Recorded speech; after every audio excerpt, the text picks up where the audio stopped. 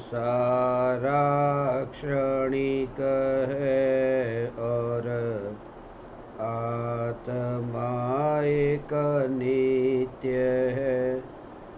आत्मा का अनुभव बस एकमात्र नित्य है।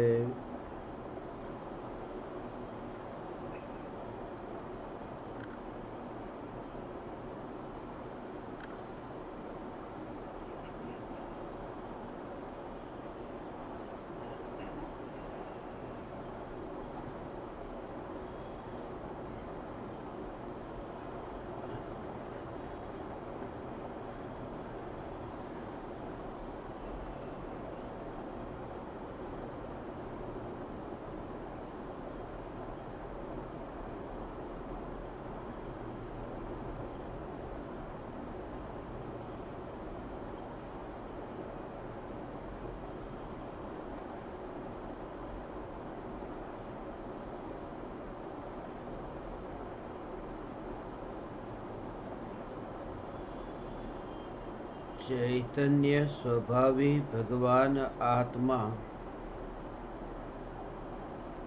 अनादि अनंत शुद्ध चैतन्य मात्र है। ज्ञान मात्र है। मैं शुद्ध चैतन्य मात्र, ज्ञान मात्र भगवान आत्मा हूँ। प्रति समय यह जागृति बनी रहे, इस जागृति का नाम धर्म है। देह की प्रत्येक क्रिया के काल में और विकल्पों के बहते प्रवाह के काल में ज्ञानी को प्रति समय यह जागृति रहती है कि मैं चैतन्य तत्व इस देह की किसी भी क्रिया में और विकल्पों के बहते प्रवाह में कहीं भी मिला नहीं हूँ। ऐसा शुद्ध चैतन्य तत्व मैं हूँ। प्रति समय स्वयं की शुद्ध चैतन्य सत्ता का बोध आत्म जागृति ही धर्म है।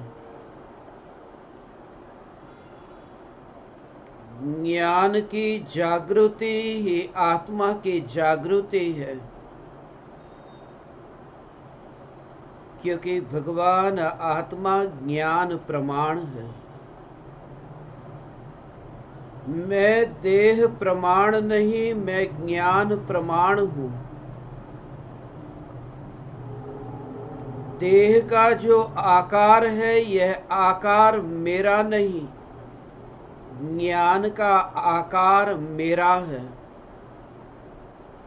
फिर भी उस ज्ञान के आकार का भी विकल्प नहीं, जैसे ज्ञेय के आकार का विकल्प नहीं।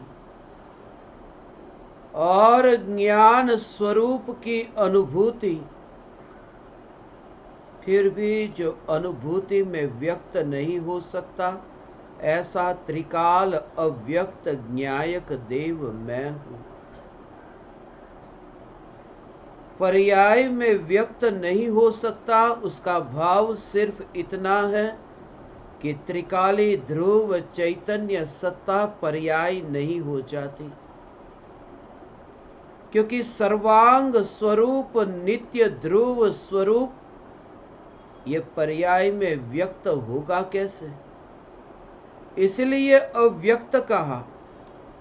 सागर की तरंग कहते हैं जिसमें सागर व्यक्त हो रहा है, मगर तरंग में तो तरंग ही व्यक्त है, संपूर्ण सागर तरंगों में व्यक्त नहीं हो सकता, क्योंकि संपूर्ण सागर को तरंग में व्यक्त होने के लिए संपूर्ण सागर को तरंग होना अनिवार्य है। उतने ही परमाणु जो तरंग रूप डोल रहे हैं, संपूर्ण सागर नहीं, एक समय की पर्याय जो व्यक्त है, उस व्यक्त पर्याय को जानने के काल में भी अव्यक्त त्रिकाल न्यायक देव की जागृति कि मैं कदापि पर्याय में व्यक्त नहीं हो सकता, तो फिर विकारों में व्यक्त कैसे होऊंगा, विकारों में विस्तार मेरा कैसे होगा। इसलिए विकारों की चर्चा जब भी चले, विकल्पों की चर्चा जब भी चले, तब उसमें स्वयं का परिचय न दिखाई दे। ये विकल्प मेरा परिचय नहीं, और विकल्प मेरा परिचय नहीं, ऐसे विकल्प की उत्पत्ति में भी तुम ज्ञान की ही अनुभूति को उपलब्ध होते हो, विकल्प की नहीं। इसलिए भेद विज्ञान की, ये जो तत्व विचार की, ये निर्विकल्प अनुभूति से पूर्व यह जो ज्ञान की धारा चलती है, उस चलती ज्ञान की धारा में यह जागृति का अभ्यास होता है। इस अभ्यास से ही अनुभूति तक जीव पहुंचता है। यह अभ्यास यदि चैतन्य की दृष्टि को मुख्य करके हो, तो फिर पूर्णता की ओर ले जाता है, फिर वह विकल्प में अटकाता नहीं है। एक एक विकल्प को मैं दूर कर दूं। जब तुम ज्ञान में ही रह कर के ज्ञान का अनुभव करते हो, तब विकल्प को मैं दूर कर दूं, उन विकल्पों में तुम अपना विस्तार नहीं देखते। ये विकल्प की जो उत्पत्ति, जो आचार्य अमृतचंद्र देव जो ये कहते हैं कि मेरी परिणति मोह के उदय से मलिन हुई है, और मैं भावना भाता हूं कि यह परिणति जो मलिन है, यह निर्मल हो, यह मलिन परिणति का अभाव हो। ये भावना भाता हूं, ये प्रार्थना करता हूं, क्योंकि जो परिणति में मलिनता है, वह मलिनता, वह विकार है, वह उदय का परिणाम है, वह मोह के उदय का परिणाम है। जब समय सार के आत्मख्याति टीका के तीसरे कलश में यह लिखा जा रहा है कि यद्यपि मैं तो शुद्ध मात्र चैतन्य मूर्ति हूं, फिर भी परिणति मलिन हुई है मोहोदय से। परम विशुद्धि को पावे वह परिणति मेरी, समय सार की आत्मख्याति नामक व्याख्या से। यह आत्मख्याति नामक टीका की रचना के फल में मैं भावना भाता हूं कि मेरी परिणति निर्मल हो। मैंने मलिन नहीं की, वह मोह के उदय से मलिन हुई है। इतना तो तुम भी समझते हो, मगर असली राज जो है, उस राज को समझो तो ज्ञान में ज्ञान की पकड़ समझ में आए। जब ये विकल्प उत्पन्न होता है लिखने का कि मेरी परिणति मोह कर्म के उदय के निमित्त से मलिन हुई है, और मैं भावना भाता हूं कि यह परिणति निर्मल हो, यह परिणति निर्मल हो। भाव बहुत सूक्ष्म है, बहुत सूक्ष्म भाव है, क्योंकि जो आचार्य देव की परिणति की जो मलिनता है, वह मलिनता राग रूप है, मोह रूप नहीं है, अपनापन नहीं है, अच्छापन है, राग का भाव है, हिंसा का भाव जिसका अस्तित्व ही वहां नहीं है। भावलिंगी मुनिराज विहार करते हैं तो 4 हाथ जमीन देख कर के वे चलते हैं, इरिया समिति पूर्वक चलते हैं, भाषा समिति पूर्वक वे बोलते हैं, एषणा समिति पूर्वक उनके आहार की चर्या होती है, और वस्तु की जो लेन देन है, पीछी और कमंडलू की जो लेन देन है, उसमें भी वे सावधान है। आदान निक्षेपण और मल मूत्र पसीना आदि जिसका वे त्याग करते हैं, जीव जंतु रहित स्थान पर प्रतिष्ठापन समिति, सीमा में सीमित होकर, सावधान होकर, मर्यादा में रहकर उनकी ये देह की क्रिया होती है। ये पाप की नहीं है। इन क्रियाओं में जो भाव है वह भाव तो पुण्य रूप है, शुभ भाव है। मेरी परिणति मलिन हुई है मोह के उदय से। मैं भावना भाता हूं ये मलिनता छूट जाए, ये मलिनता छूट जाए, ये मैं भावना भाता हूं। और ये भावना जो भाई है ना, ये भावना, ये खतरनाक मलिनता है। मलिनता को दूर करने की जो भावना है वह भावना भी मलिनता है, क्योंकि वह भावना भी ज्ञान में से पैदा नहीं होती, वह भावना भी मोह के उदय से पैदा होती है। मोह से छूटने का भाव भी मोह का उदय है। मोह से छूटने का भाव भी इस बात का प्रतीक है कि उपयोग अंतर्मुख होकर के इतना तृप्त नहीं हुआ, इसलिए तो यह भावना पाई जा रही है। जिस जगह पर मैं खड़ा हूं वहां मैं शांत चैन से खड़ा नहीं हूं, इसलिए तो आगे बढ़ने का भाव आता है। जहां मैंने अपना हाथ रखा है यहां पर अब मुझे दर्द हो रहा है, इसलिए मैं अपने हाथ को अभी हिलाता हूं। यदि तृप्ति मिल जाती, शांति मिल जाती, तो फिर यहां से हाथ हिलता क्यों? उस दशा तक आचार्य अमृतचंद्र देव पहुंचे नहीं, उसका स्वीकार करते हैं। परिणति मेरी मलिन हुई है, वह निर्मल हो, मगर निर्मल हो यह भावना ही मलिनता है।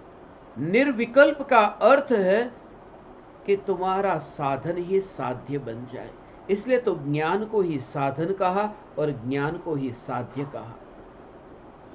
इसलिए तुम्हारा मार्ग जो है उस मार्ग में ही तुम्हें मंजिल की अनुभूति हो जाए, इसलिए तो चौथे गुणस्थान में मोक्ष स्वरूप हूं यह अनुभूति हो जाती है। मोक्ष में जाने के बाद नहीं, मोक्ष के मार्ग में ही निर्विकल्प अनुभूति में मोक्ष की अनुभूति। मैं मोक्ष स्वरूप हूं।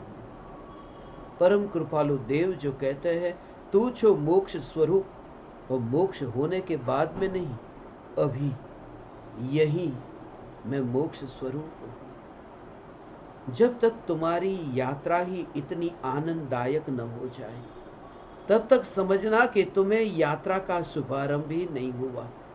इसलिए तो सिद्धों का जो आनंद है उसी जाति का कहा, ऐसा ही आनंद कहा, सिर्फ काल अल्प है।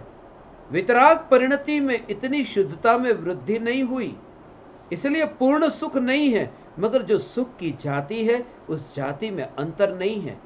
क्योंकि सिद्धों की जाति का मैं सिद्ध हूं ऐसा यहां अनुभव में आया, तो फिर सुख की जाति में फर्क कैसे होगा?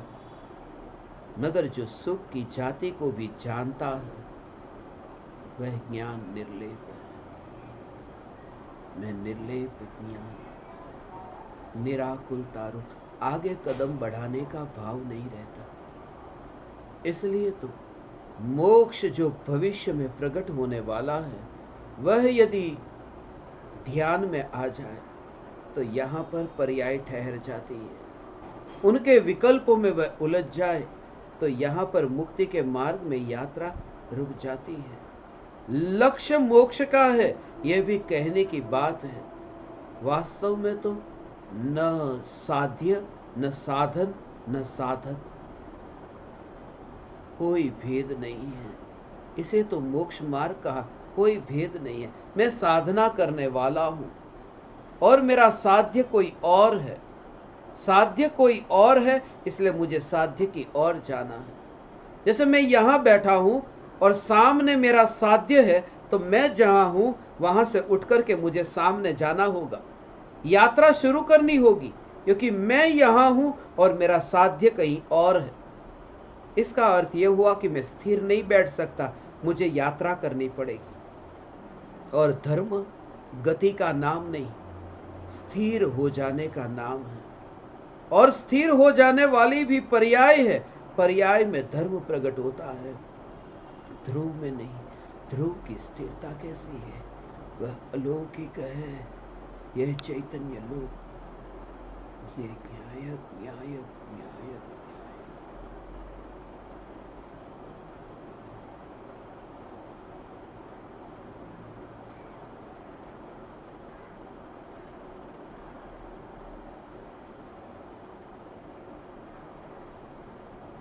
इसलिए ध्रुव न्यायक को निर्विकल्प अनुभूति के काल में वह जो स्थिर हुई ने, स्थिर का आश्रय लेने वाली पर्याय भी स्थिर हुई, मगर स्थिर का आश्रय लेने वाली पर्याय जब दृष्टि करती है, जब जानती है, जब स्थिर होती है, उस समय उसका जोर ही वहां पर नहीं है, उसका ध्यान ही वहां पर नहीं है, पूरी तरह से वहां। जैसे तुम अपने हाथ से पकवान को उठाकर किसी के सामने थाली पर रखते हो, जब थाली पर रखा जा रहा है तब तुम्हारा ध्यान हाथ पर नहीं है, तुम्हारा ध्यान थाली पर है। पकवान परोसे जा रहे हैं हाथ के माध्यम से, कार्य हो रहा है हाथ में, मगर जहां कार्य हो रहा है उसकी ओर तो आंखें जाते ही नहीं है, थाली की ओर है। तुम जिस वस्तु को देखते हो कि सामने पड़ी हुई कुर्सी को जब देखते हो तो कुर्सी को देखते समय आंख की ओर तुम्हारा ध्यान नहीं, देखने वाली आंख की ओर भी ध्यान नहीं, और ध्यान नहीं, इतना ही नहीं, आंख का विकल्प भी नहीं। ध्यान तो नहीं, विकल्प भी नहीं। अभेद निर्विकल्प अनुभूति वह किसी और की बात है, वह किसी और की बात है। इसलिए तो निर्विकल्प अनुभूति को बहिर तत्व कहा। बहिर तत्व है, वह मैं नहीं, वह मेरा उसमें कुछ भी कर्तव्य नहीं, उसमें मेरा कोई अधिकार नहीं, अनुभूति में मेरा कोई अधिकार नहीं। और जब ये विकल्प उत्पन्न होता हो तब ज्ञान न्यायक को एक समय के लिए छोड़ता नहीं है, वह पकड़ बनी रहती है। उस पकड़ का भाव थोड़ा समझें, और ज्ञानियों को निर्विकल्प अनुभूति में भी वह एक समय के लिए भी वह पकड़ नहीं छूटी, उसका भाव थोड़ा समझें। और जो तुम्हारी बहुत सी शंका है, उन शंकाओं का भी समाधान होगा। जब परिस्थिति आती है, विकट परिस्थिति आती है, विपरीत परिस्थिति आती है, विपरीत परिस्थिति से पूर्व सावधानी।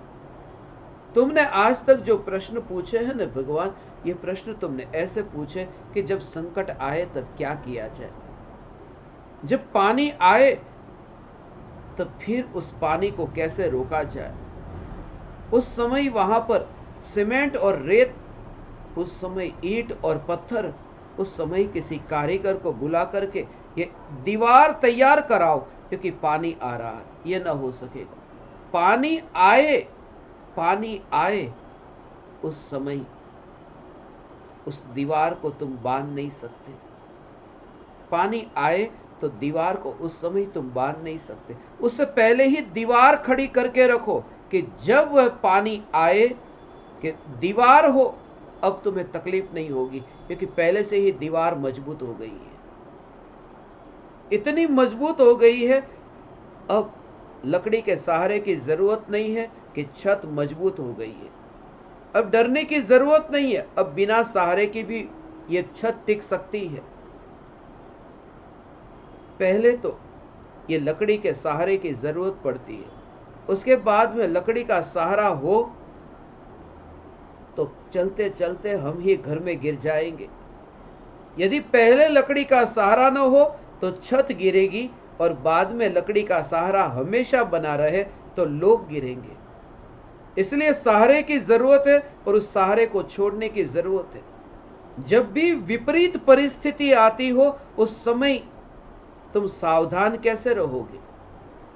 विपरीत परिस्थिति आने से पहले ही तुम सावधान हो जाओ। विपरीत परिस्थिति जब नहीं आती हो तब तुम सावधान हो जाओ। उसका भाव बहुत सूक्ष्म है। जैसे 4 बजे तुम्हारा अकस्मात होने वाला है, और 4 बजे अकस्मात होगा, तुम 2 बजे चैतन्य की पुकार सुनकर के स्वयं को सुरक्षित कर लो, क्योंकि भविष्य में ऐसी कोई घटना घटने वाली है जो तुम्हें हिला देगी। जब जीवन में ऐसी परिस्थिति आए तब तुम सावधान हो जाओ पहले से। ज्ञानी क्या देखते हैं?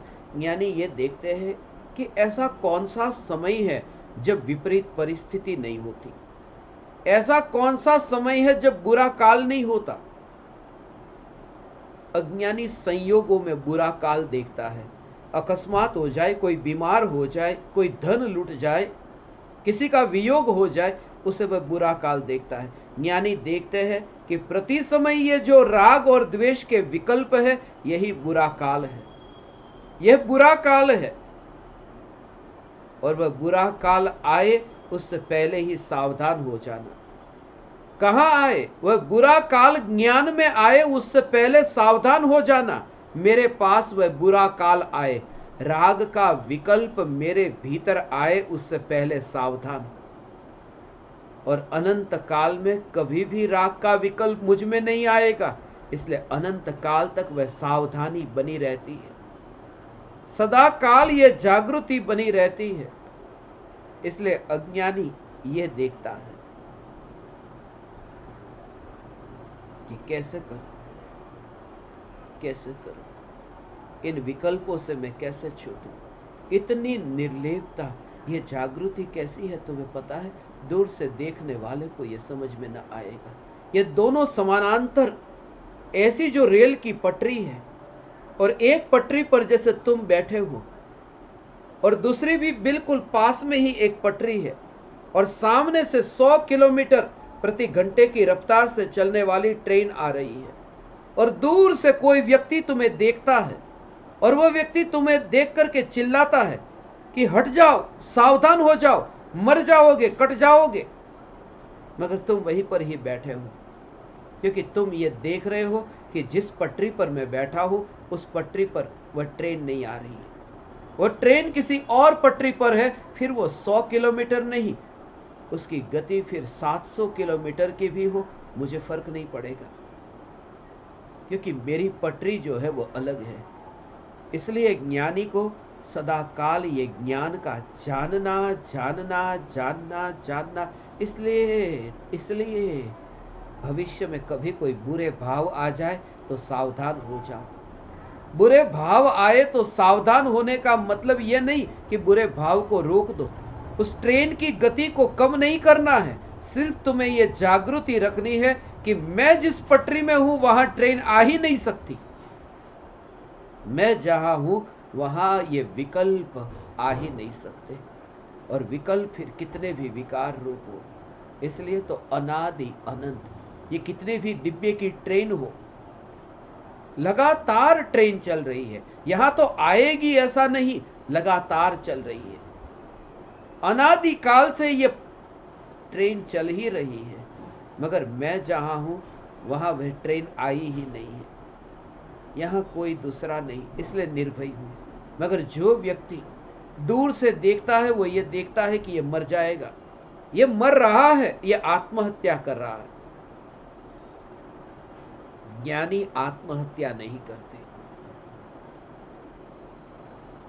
आत्महत्या का अर्थ है जहां ट्रेन है वहां पर ही जाकर के लेट जाना, जहां विकल्प है उन विकल्पों में चला जाना। जा नहीं सकता, सिर्फ कल्पना लोक में जाता है, कल्पना लोक में वह विचरण करता है। इसलिए हे चैतन्य परमात्मा, ये जागृति ज्ञान ज्ञान ज्ञान ज्ञान, ये मेरा परिचय नहीं, उसकी चिंता मैं नहीं करता। ये विकल्प क्यों आते हैं, फिर ये विकार क्यों आते हैं, ये ट्रेन क्यों आती है पटरी पर, ये शिकायत ही जहां मर जाए। और फिर आधी रात को भी जब तुम लेट जाओ उस ट्रेन की पटरी पर और पड़ोस में से वह ट्रेन गुजरती हो, तुम निश्चिंत होकर के लेटते हो। यदि तुम उस पटरी पर हो जहां ट्रेन आती है और वह ट्रेन सिर्फ 10 किलोमीटर प्रति घंटे की रफ्तार से आती हो, तो भी तुम्हारी मौत पक्की है। और पड़ोस में यदि हो और कितनी भी तेजी से ट्रेन आए, तुम अमर हो। इसलिए ज्ञानी को ज्ञान की धारा जहां बहती दिखाई देती है वहां विकल्प नहीं है। इसलिए तो ज्ञान ने विकल्प को लाया नहीं है। मैंने उस ट्रेन को निमंत्रण न्योता दिया नहीं है, मैंने कोई हरी झंडी दिखाई नहीं कि तुम यहां से चलो। मेरा कर्तव्य वह नहीं, मैं तो अपने में हूं, निर्लेप ऐसा मैं चैतन्य परमात्मा। जब ये अनुभव हुआ तब उपयोग पड़ोस की पटरी पर न गया और उपयोग उपयोग में समा गया।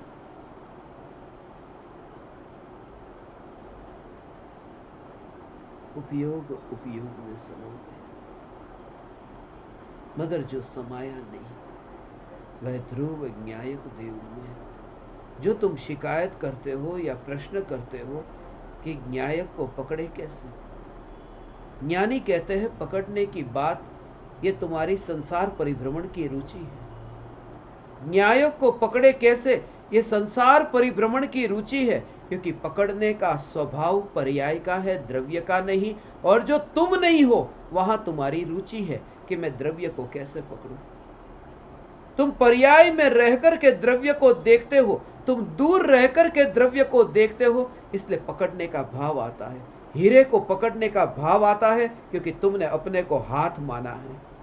हीरे को कभी यह भाव नहीं आता कि मैं हीरे को कैसे पकड़ूं। हीरे को पकड़ने का भाव उन्हें आता है जो हीरे से दूर है, जो हीरा नहीं है।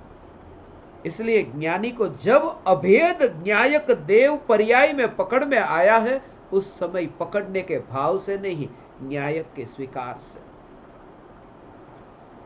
ये ध्रुव न्यायक देव के स्वीकार से। और जब तक उपयोग एक विषय में न रहा, चैतन्य स्वरूप में न रहा, तो फिर भटकेगा भटकेगा। इसलिए कहा न कि बछड़े को यदि एक जगह पर तुम न बांधोगे, शिकायत करते हो कि पूरब में क्यों जाता है, फिर शिकायत करते हो पश्चिम में क्यों जाता है। पूरब और पश्चिम से कोई फर्क नहीं पड़ता, इतना है कि बछड़ा बंधा हुआ नहीं है।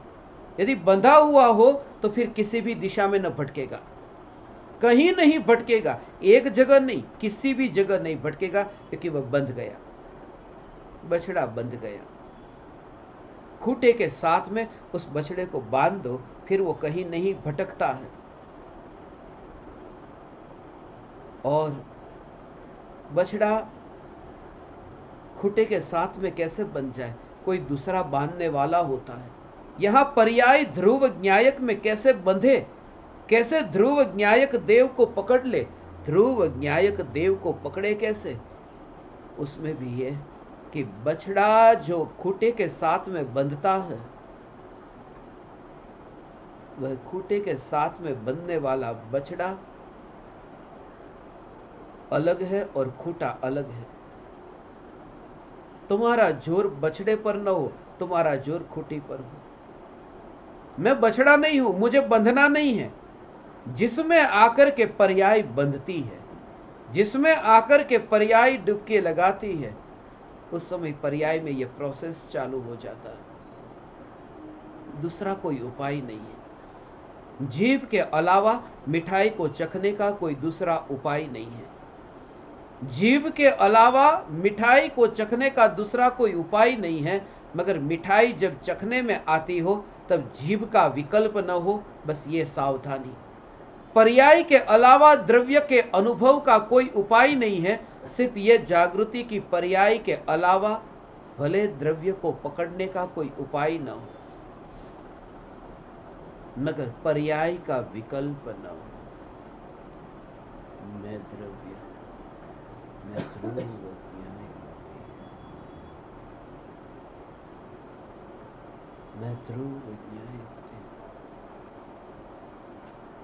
अब ये देह ने मुझे क्यों बांधा है, ये शिकायत नहीं रहती। बछड़े को बांधा है, ये कहना, ये व्यवहार है, ये बिल्कुल झूठा है।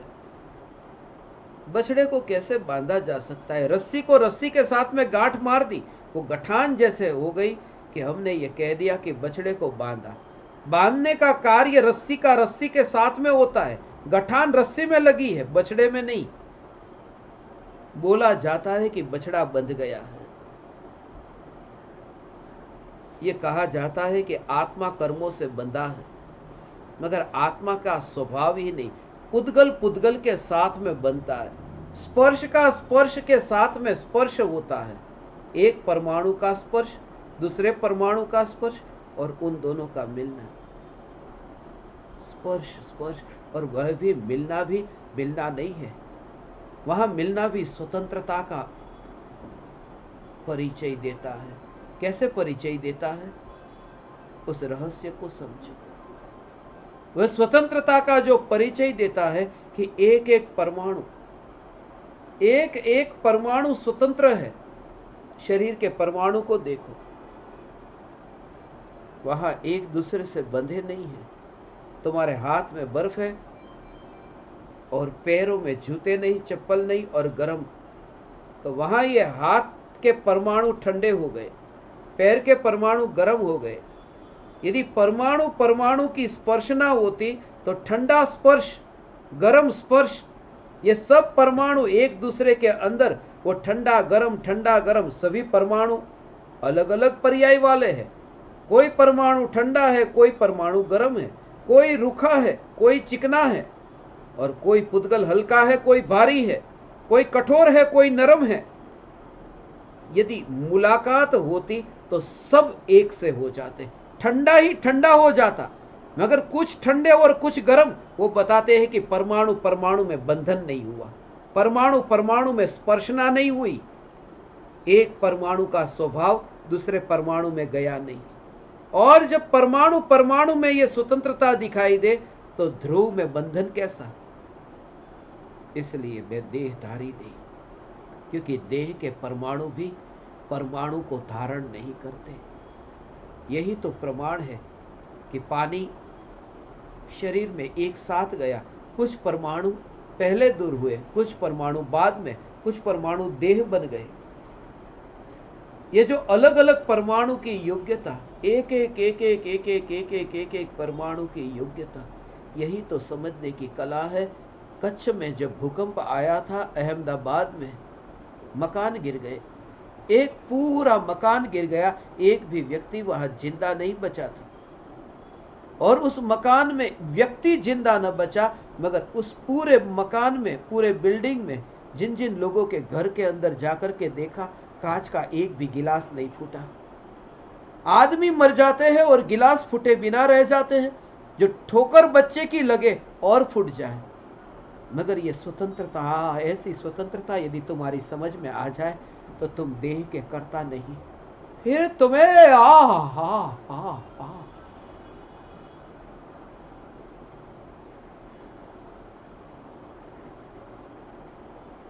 फिर वह जाता है, फिर वह दूर जाता है, आता है और जाता है, वह प्रवाह बहता है। ऐसा ही हो, बीच में यहाँ पर थोड़ी देर के लिए बस यहाँ पर आ गए, ये परमाणु यहाँ पर आ गए। आकाश के इन प्रदेशों पर सहज योग होता है। ऐसा सहज योग चकवा चकवी का जैसे योग होता है। एक दूसरे को निमंत्रण देने थोड़ी जाते हैं, एक दूसरे को आमंत्रण देने थोड़ी जाते हैं कि इस पेड़ पर मैं तुम्हें मिलूंगा या मिलूंगी। सहज योग, और फिर सुबह होते ही फिर वियोग। ये योग और वियोग जो है, संयोग और वियोग, उसमें उस पेड़ का क्या रोल है? उस पेड़ ने आमंत्रण दिया तो चकवा और चकवी को, वो सिर्फ है चैतन्य सत्ता की अनुभूति होती है। ये सिर के, ये चेहरे के, ये शरीर के, हाथ पैर के, ये परमाणु, उन परमाणुओं को सत्ता ने आमंत्रण नहीं दिया। ये सहज योग और सहज वियोग, ये जब तुम्हें जानने में आए तब तुमने देह को पकड़ा नहीं। पकड़ने के लिए मेरे पास हाथ नहीं, और जो हाथ को नहीं पकड़ता वो फिर धन को कैसे पकड़ेगा? इसलिए जब तुम्हें कोई कहे कि तुम्हारी पर वस्तुओं के प्रति जो पकड़ है, उस पकड़ को छोड़ दो, तुम्हें यह अनुभव में आता है पर वस्तुओं के प्रति जो पकड़ है, धन की जो पकड़ है, वह पकड़ मोह है न, वस्तुओं की पकड़ मोह है। और तुम्हें यह दिखाई देता है कि वस्तु की पकड़ जो है वह मोह है, मगर उस मोह को ज्ञान पकड़े कैसे? ज्ञान मोह को पकड़ता नहीं। जानना जानना जानना जानना वह मोह को पकड़ता नहीं। जैसे केवल ज्ञानी के ज्ञान में अज्ञानियों का, संसारी जनों का वह मोह आकर के चिपकता नहीं है, सिर्फ प्रतिबिंबित होता है और प्रतिबिंबित होता है। भागो मत, विकार से तुम भागो मत, विकार से दूर मत जाओ, वहां कुछ भी नहीं है। इसलिए कहता हूं कि सर्प दर्पण में प्रतिबिंबित होता है और जैसे ही तुम दर्पण को देखते हो सर्प सर्प और तुम दूर भागते हो। पीछे है सर्प और सामने है दर्पण और तुम सर्प को वहां देख करके दूर भागते हो कि सर्प से बच जाओ। सर्प से बचते नहीं हो, सर्प के और नजदीक जाते हो, क्योंकि वहां दर्पण में सर्प नहीं है, वहां दर्पण है। वहां दर्पण की स्पर्शना मत छोड़ना, यही एक उपाय है सर्प से बचने का, क्योंकि सर्प दर्पण से बहुत दूर है, सिर्फ प्रतिबिंबित हो रहा है। ज्ञान में जो जानने में आने वाले जो विकार के भाव है, उन विकार से दूर मत भागना, ज्ञान की अनुभूति करो। ज्ञान की अनुभूति हो, वही उपाय है कि विकार तक तुम न पहुंचोगे। ज्ञान में प्रतिबिंबित होते हुए विकल्प, उन विकल्प में तुमने ज्ञान को न देखा और विकल्प को देखा। जैसे ही दर्पण से दूर भागे कि यहां तो अजगर मुंह फाड़ करके बैठा है, ये राग का विकल्प, ये अजगर, इसलिए तो विकल्प की खाई कही जहां गिरता है। एक और खाई है, दूसरी ओर कुआं, कहां जाए। एक और खाई है, दूसरी ओर आग है, कहां जाए। और जाना तो है, यात्रा तो करना है। क्या चुनोगे? राबिया जो फकीर हुई, स्त्रियों में फकीर में एक राबिया, जिनका नाम सर्वोच्च, मैंने जो उनके बारे में सुना, वह कहती थी कि मैं स्वर्ग को जलाना चाहती हूं और नरक को डुबा देना चाहती हूं। स्वर्ग और नरक, ये जो स्वर्ग नरक की कल्पना, उसका कहने का अर्थ यह था, तो स्वर्ग को जलाने कोई जाएगा या नरक को डुबाने कोई जाएगा?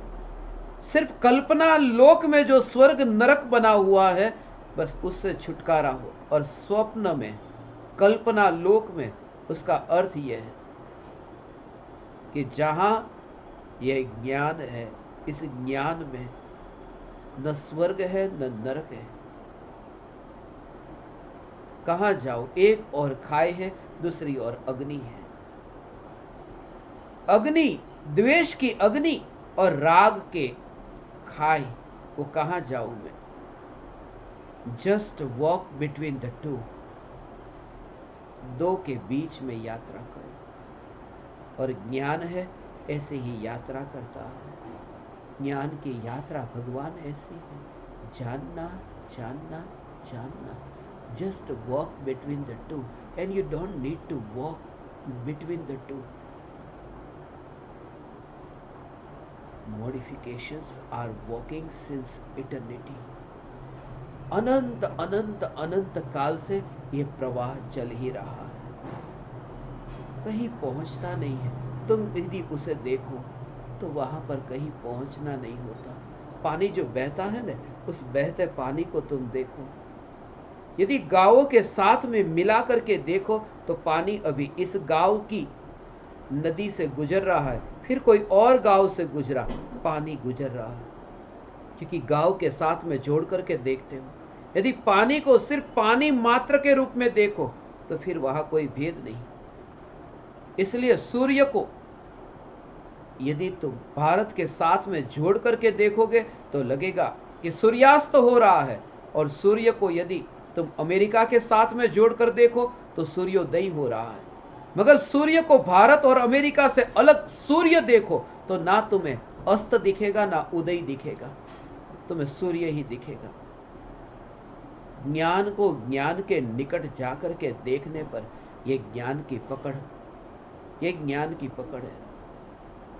उसके बारे में मैं तुम्हें थोड़ी कुछ गहरी कला कहूं। ज्ञान में ज्ञान की अनुभूति, ज्ञान में ज्ञान की अनुभूति। जो श्रद्धा का कार्य है वह पकड़ने का है, ज्ञान का कार्य पकड़ने का नहीं है। श्रद्धा का कार्य पकड़ने का है, श्रद्धा का कार्य एकत्व करने का है। ज्ञान ने आज तक किसी में एकत्व नहीं किया। निर्विकल्प अनुभूति में भी जो ज्ञायक का ज्ञान की अवस्था में प्रतिबिंब पड़ता है, उस समय भी ज्ञान एकत्व नहीं करता, ज्ञान सिर्फ जानता है। ज्ञान का कार्य जानना है, और जो ज्ञान में जानने में आया है, श्रद्धा उसमें एकत्व करती है। मगर श्रद्धा का जोर यह नहीं है कि ज्ञान की पर्याय में प्रतिबिंबित हुआ। श्रद्धा का जोर है प्रतिबिंब पर नहीं है, मूल सत्ता पर है, मूल सत्ता पर है, मूल सत्ता पर है। उसका भाव बहुत सूक्ष्म है।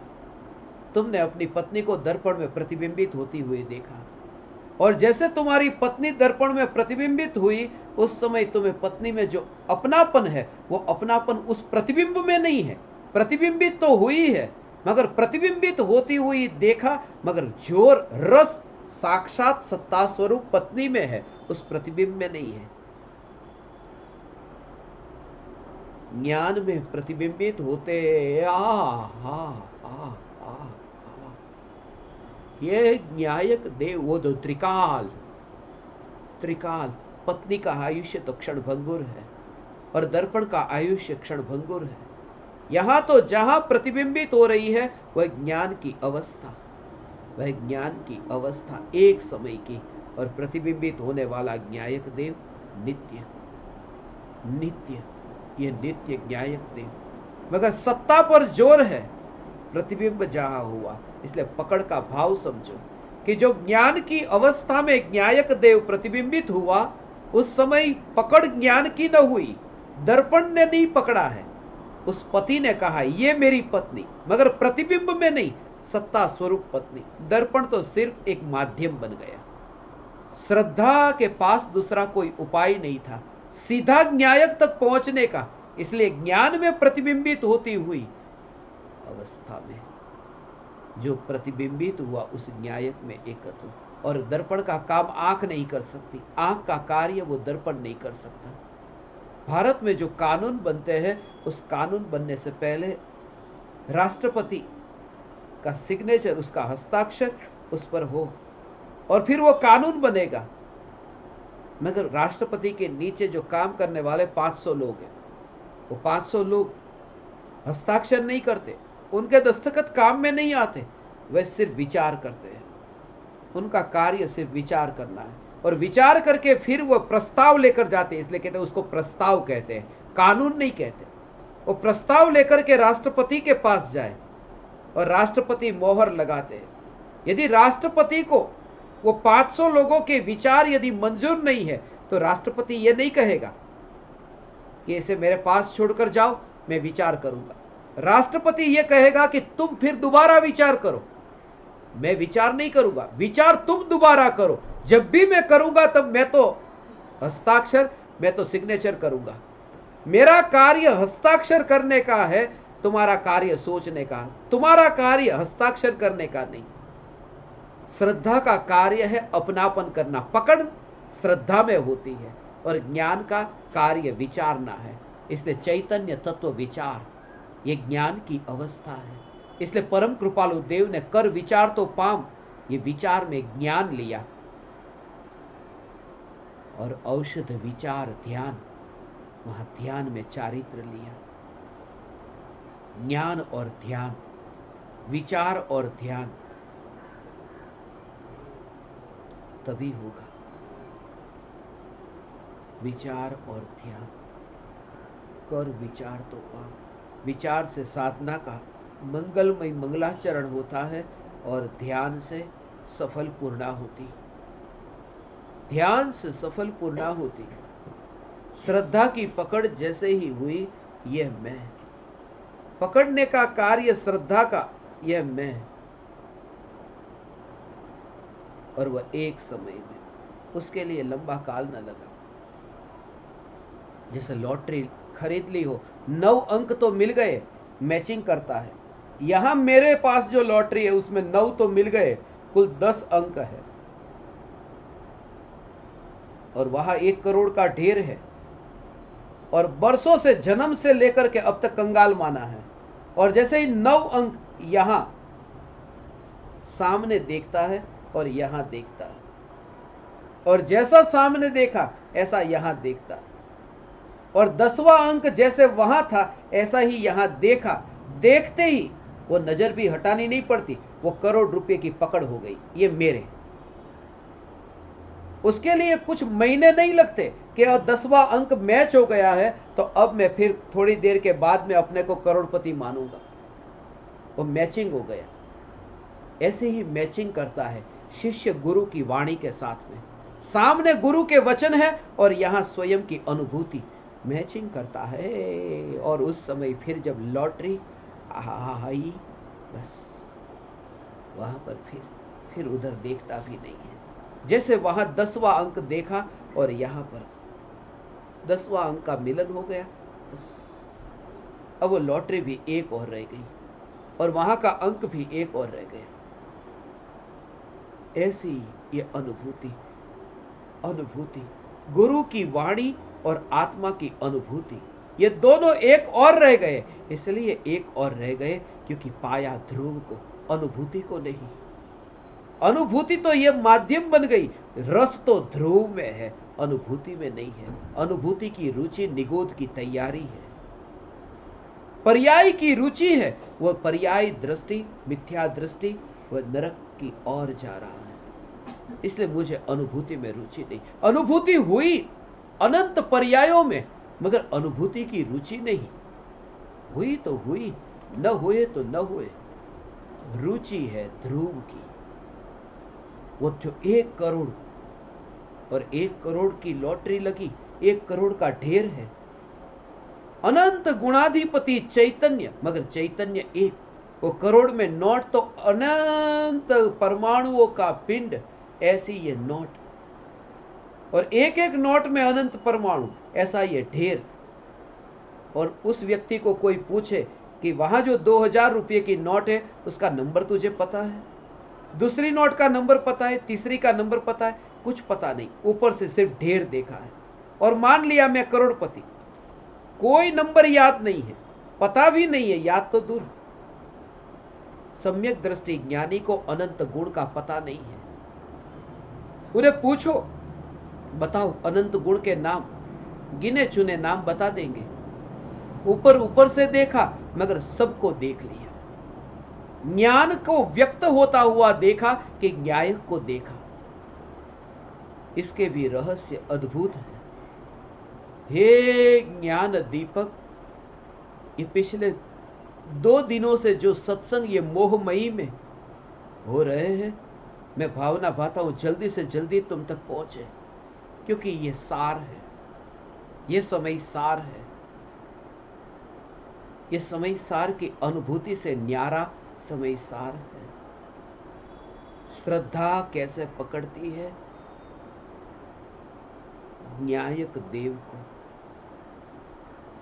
बिना सोचे ज्ञान में जो जानने में आया बस वहां। इसलिए तो यहां से जब मृत्यु होती है, एक समय में बिल्कुल न्यायक देव तो नया प्रतिबिंबित हुआ न, कभी ज्ञान में जानने में नहीं आया था। टेबल कुर्सी तो ज्ञेय बने थे, मगर ज्ञान का ज्ञेय न्यायक न बना। तो एक समय में जब न्यायक ज्ञान की अवस्था में जानने में आता है, उस समय कैसा होगा? नया, बिल्कुल अनजान। अनजान में अपनापन कैसे होता है ये तुम अच्छी तरह जानते हो, क्योंकि हम जब पूर्व भव में से मरकर यहां जब पैदा हुए, ये देह के परमाणु तो बिल्कुल अनजान थे। माता और पिता का संयोग हुआ, परमाणुओं का मिलन हुआ। पूर्व भव में आत्मा तो कहीं और था। जैसे ही वहां आया और संयोग हुआ और मान लिया ये मैं, ये पकड़, यह पकड़, अनजान परमाणु है, कोई जान पहचान नहीं, काले है या गोरे है यह भी वहां देखता नहीं है। जो योग मिला और ज्ञान में जानने में आए कि यह मैं, ऐसी पकड़, पकड़ का भाव तुम समझो। और पकड़ कैसे छूट जाती है? जैसे यहां से ये आत्मा दूसरे भव में कहीं और गया। एक समय भी ऐसा नहीं रहता कि जब पकड़ न रहे। पकड़ न रहे ऐसा एक भी समय नहीं, क्योंकि पकड़ आत्मा का स्वभाव है, श्रद्धा आत्मा का स्वभाव है, अपनापन आत्मा का स्वभाव है, अपनापन करना आत्मा का स्वभाव है। सिर्फ पराये में अपनापन यह मिथ्यात्व है। अपने में अपनापन तो सिद्धों का भी है। सम्यक दर्शन अनंत काल तक रहता है। कहां से उठी वह पर्याय? श्रद्धा के स्वभाव में से। जड़ किसी में अपनापन नहीं करता, इसलिए तो मैं कहता हूं ना, one side attachment, one side love. मैं तो देह में अपनापन करता हूं, देह तो करता ही नहीं। ये वन साइड लव।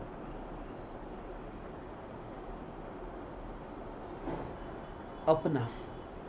इसलिए ज्ञानी को तुम देखो हंसते हुए, नाचते हुए, खेलते हुए, उछल कूद करते हुए, ये तुम देखो, उसे पहचान मत कर लेना। इसलिए मैं ऐसे रहस्य उमराला में होने वाली शिविर में खोलने वाला हूं।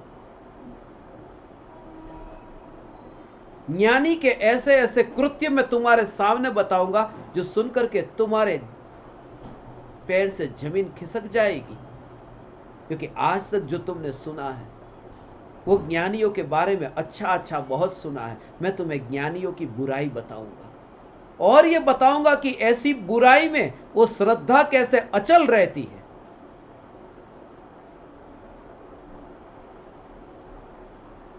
चोरी का पाप, पर स्त्री के प्रति भाव, मांस का भक्षण, सम्यक दृष्टि का किस प्रकार से मांस, मगर तुम सुनना, अच्छा अच्छा तुम्हारा जो गृहित मिथ्यात्व, जो तुमने पाल पोस करके बड़ा किया, वो गृहित मिथ्यात्व के संबंध में भ्रांतियां। मंदिर में पैर रखा, मस्जिद में पैर रखा कि गृहित मिथ्या दृष्टि हो गई। कुरान को हाथ में उठाया, कुरान का अध्ययन मैंने बहुत किया, मैंने बरसों तक कुरान की आयतें पढ़ी है, पढ़ी नहीं, कंठस्थ की, एक एक कुरान की आयत में।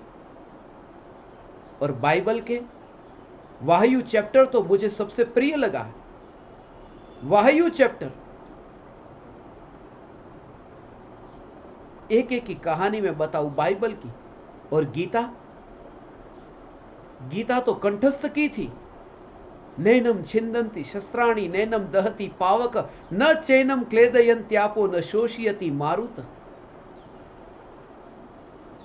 पढ़ने से कोई मिथ्यात्व नहीं, क्योंकि ज्ञानियों ने, मुनिराजों ने जब यह कहा कि चार्वाक मत इस तरह से झूठा है, बौद्ध मत में यह है, सांख्य मत, वैशेषिक, नैयायिक, योग, अलग अलग मत का जब वर्णन किया, तब पढ़े बिना किया था? जब पढ़ा तभी तो किया। कुरान को पढ़ने से गृहित मिथ्यात्व नहीं होता, या फिर समय सार को पढ़ने से गृहित मिथ्यात्व छूट नहीं जाता। उसके रहस्य 12 से 14 की शिविर में खुलेंगे उमराला में।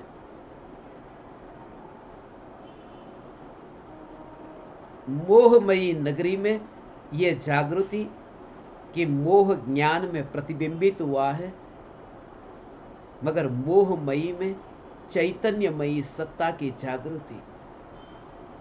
मुंबई में मेरा कुछ भी नहीं है। लोग मुझसे कहते हैं मुंबई में मोहमयी में आपका घर है या नहीं? नहीं, मैं कभी न बनाऊंगा। मोहमयी में घर बनाना बहुत मुश्किल है। चैतन्य घर में बाहर निकल करके मोहमयी में घर बनाने जाए। हे ज्ञान दीपक, प्रति समय सावधान, प्रति समय जागृति, एक एक समय जागृति, सिर्फ जागृति, हिलना मत, डोलना मत।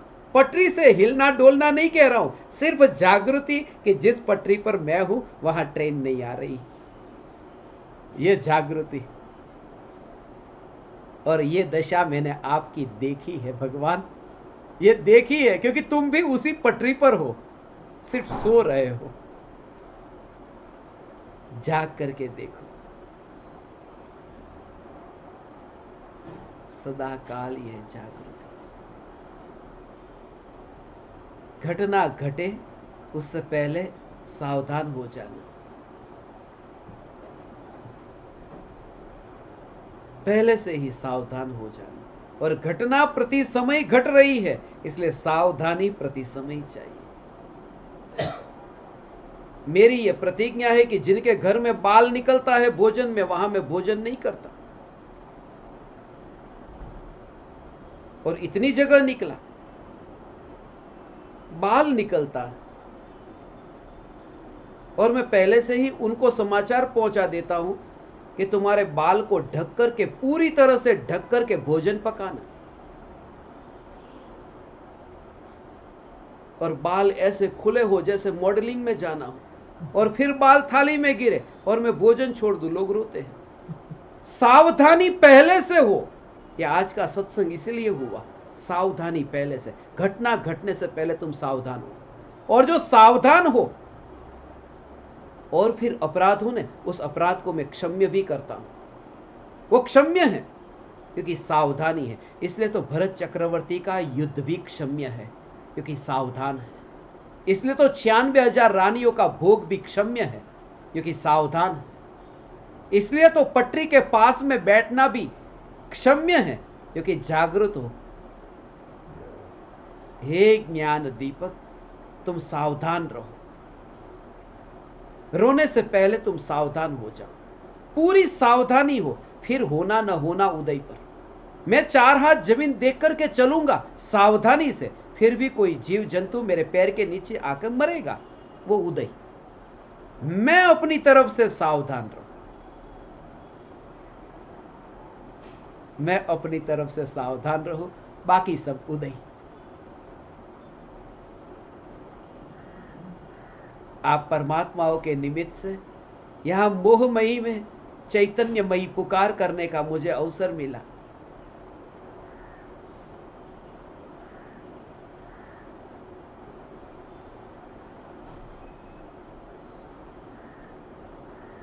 ग्रंथाधिराज समयसार की स्थापना करने का अवसर मिला।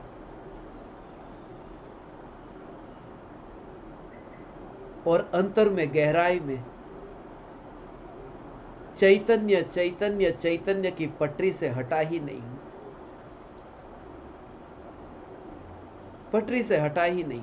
दूसरी पटरी पर जा सकता नहीं, दूसरी पटरी से ट्रेन यहां आ सकती नहीं। यही मूल है, पूरा सार है, धर्म का सार है। श्रद्धा को धर्म का मूल कहा न, और मूल कहां होता है? पेड़ के अंदर। मूलिया होई ने, मूलिया ऊपर न होई, ये उंडे उंडे होई।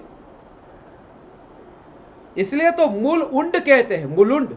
मूल उंडे उंडे होई। ये मुलुंड में स्थापना हो रही। अभी मैंने मुलुंड स्टेशन को देखा, तभी से ये पटरी का विचार चल रहा था। और ये विचार आया कि ये स्वीकार कर ले, लास्ट मौका है, स्वीकार कर, लास्ट अवसर है। यदि स्वीकार नहीं किया तो सीधा ही संसार के थाने में जाएगा। ये आखिरी स्टेशन है, क्योंकि मुलुंड के बाद में थाने आता है। मुझे बचपन की वो यात्रा याद आ गई। मुंबई का एक भी स्टेशन ऐसा बाकी नहीं जहां सत्संग नहीं हुआ। विरार से लेकर के चर्च गेट तक, और कल्याण से लेकर के सीएसटी तक। हे ज्ञान दीपक, आप परमात्माओं के निमित्त से ऐसा अपूर्व सत्संग करने का मुझे अवसर मिला। मैं ऋणी हूं आप परमात्माओं का। आप समझ परमात्माओं को मेरे हृदय के अंतःकरण से प्रणाम करता हूं। मेरे प्रणाम स्वीकार करें।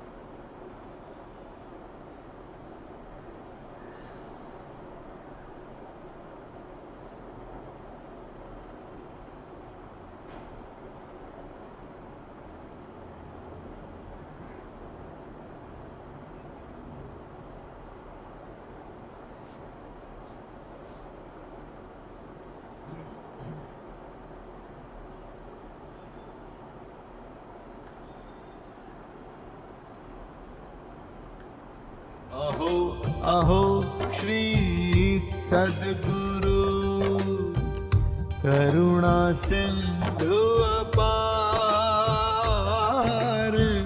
इस पामर पर प्रभु किया आहो आहो उपकार।